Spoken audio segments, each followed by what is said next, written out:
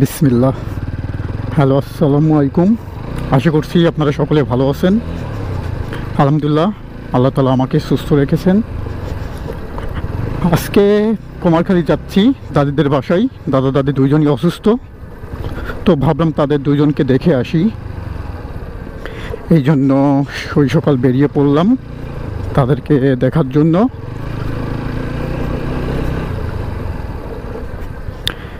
এই রাস্তাটা অনেক খারাপ আর কি, অনেক ভাঙা, গ্রামের মধ্যে রাস্তা তো।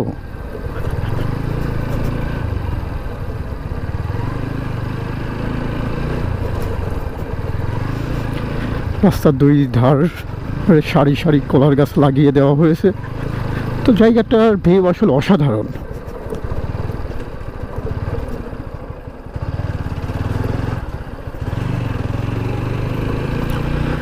এই যে যেটা দেখতে পাচ্ছেন, এটা হচ্ছে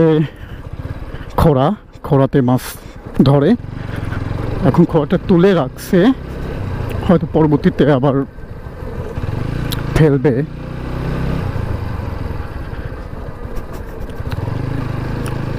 অফরোডে বাইক রাইড করার একটাই ঝামেলা, সেটা হচ্ছে ভাঙাচোরা অনেক কিছু থাকে, যেখানে গাড়ির মাইলেজটা একটু কম দেয়।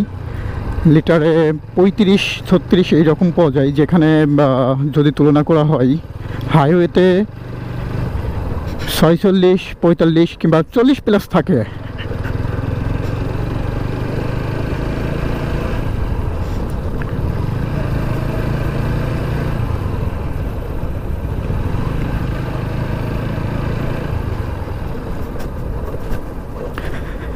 যে দাদা দাদিকে দেখতে যাচ্ছি তার হচ্ছে দুই ছেলে এবং এক মেয়ে। দুই ছেলে দীর্ঘ 10টা বছর তিনি প্রবাস জীবন কাটিয়ে দেশে আসছে, এখন দেশে একটা ব্যবসা করছে। এবং দাদির যে যা দেখেন কীভাবে গাড়ি রাইড করে আসে, আসলে কোনো হর্ন নেই। আমি সতর্কতার সাথে গাড়ি চালায় কি করব, বা আপনি সতর্কতার সাথে গাড়ি চালায় কি করবেন?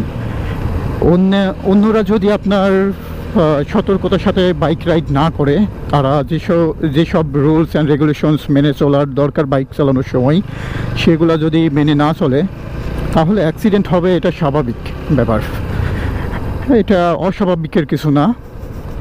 ছোট্ট একটি ছেলে স্কুলে যাচ্ছে, কি সুন্দর। ওদের দেখলে মনে পড়ে যায় যে ছেলেবেলার কথা।